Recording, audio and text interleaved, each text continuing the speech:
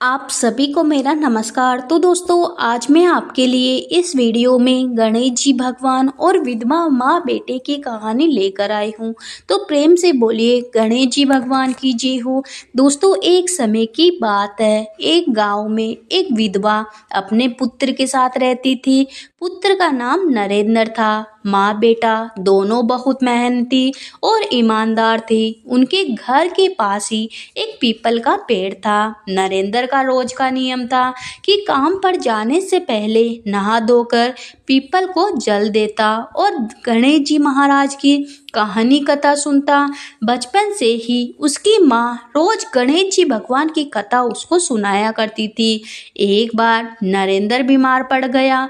कई दिन बीमारी नहीं टूटी। बीमारी में भी उसने खाट से उठकर नहा धोकर पीपल सींचना और कहानी सुनना नहीं छोड़ा।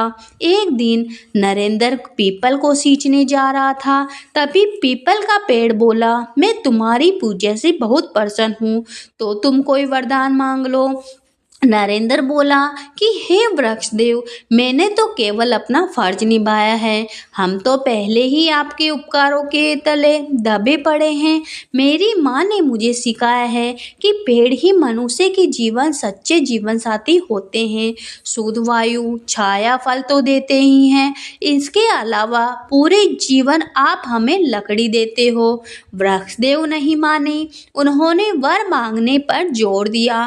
तो नरेंद्र बोला, आपकी यही इच्छा है तो मुझे नीचे गिरे अपने पत्ते को उठा लेने की आज्ञा दीजिए, सफाई भी हो जाया करेगी। नरेंद्र पेड़ के पत्ते इकट्ठे करके ले गया और अपने घर के एक कोने में उसको ढेर लगा दिया। उसने सोचा, जब पत्ते काफी सारे इकट्ठा हो जाएंगे और सूख जाएंगे तो अपनी माँ का बिछोना उस पर बिछा दूंगा, नरम रहेगा। पर माँ बेटे के आश्चर्य का ठिकाना ही नहीं रहा जब उन्होंने पत्तों का रंग बदलते देखा। सुबह तक सारे पत्ते पीली धातु में बदल गए। नरेंद्र बोला, कहीं यह सोने के पत्ते तो नहीं बन गए। उसकी माँ पत्तों को लेकर बनिए के पास गई। वह पत्ते देखकर चौंक गया। जांचा तो उसने खरा सोना पाया। उसने बुढ़िया माई को ठगने के लिए कहा, ये तो पीतल के पत्ते हैं, चाहे तो इसके बदले कुछ राशन ले जाओ। बुढ़िया माई क्या जाने छल क्या होता है। वह बेचारी उन्हें पीतल के ही मानकर कुछ सामान लेकर आई। अब रोज यही होने लगा। नरेंद्र पत्ते इकट्ठे कर कर लाता हुआ सुबह तक सोने के पत्तों में बदल जाते और उसकी माँ उन पत्तों से कुछ राशन लेकर आती। एक दिन बनिए के मन में आया कि देखना चाहिए कि बुढ़िया माई के पास सोने की पत्तियां कहाँ से आती हैं। उसने नरेंद्र का पीछा किया और सारा माजरा जान गया। दूसरे दिन नरेंद्र काम पर चला गया तो उसने जाकर 2-3 पत्ते उठा लिए। बाकी पत्ते तो नरेंद्र पहले से ही उठा चुका था। बनिए ने पेड़ पर चढ़कर खूब पत्ते उखाड़े और कई पत्तियों की टहनियां भी तोड़ डाली। इस प्रकार वह बोरी में भर कर ले गया और अपने कमरे में ढेर लगाकर उसके सोने में बदलने का इंतजार करने लगा। पर वह पत्तियां और टहनियां सोने की नहीं बनी, वह तो कुछ और ही रूप धारण करने लगी। पत्तियां बिच्छुओं में बदल गई और टहनियां काले सांपों में बदल गई। बनिया डर के मारे बाहर भागा। उसके पीछे पीछे बिच्छू और सांप की टोलियां। बनिया दौड़ता हुआ उसी पेड़ के पास पहुंचा और हाथ जोड़कर कहने लगा, मुझे माफ कर दीजिए, मुझसे बहुत बड़ी गलती हो गई। तब देव बोले, हे दुष्ट, सांप और बिच्छू तेरे पीछे जब तक पड़े रहेंगे, जब तक तू नरेंद्र की माँ से जितने सोने की पत्तियां ली है उसकी पूरी कीमत नहीं चुकाता। बनिया दौड़ता हुआ वापस लौटा और उसने सोने के पत्तों से जितने भी पैसे कमाए थे वह ले जाकर नरेंद्र और उसकी माँ को सौंप दिए और अपने किए के लिए क्षमा मांगी।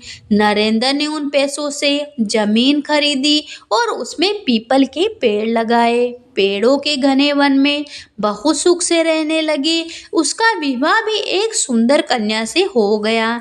कई वर्ष बाद पड़ोस के राज्य में सूखा पड़ा, पानी बरसा ही नहीं। नरेंद्र की ख्याति दूर दूर तक फैल चुकी थी। लोगों से पहले ही कहा करता था, पेड़ नहीं होंगे तो सूखा पड़ेगा। पड़ोस के राजा ने नरेंद्र को निमंत्रण देकर अपने यहाँ बुलाया और उससे सलाह मांगी। नरेंद्र ने राजा को परामर्श दिया कि राजा, आपके राज्य में पेड़ों को काटा गया, वनों का सफाया कर दिया गया, जिससे भगवान क्रोधित हो गए। यही तो सूखे और दुख का कारण है। पेड़ ही तो हमारे जीवन की रक्षा करते हैं। फिर से बाग लगाइए। याद रखिए, पेड़ ही हमारे सच्चे जीवन साथी है।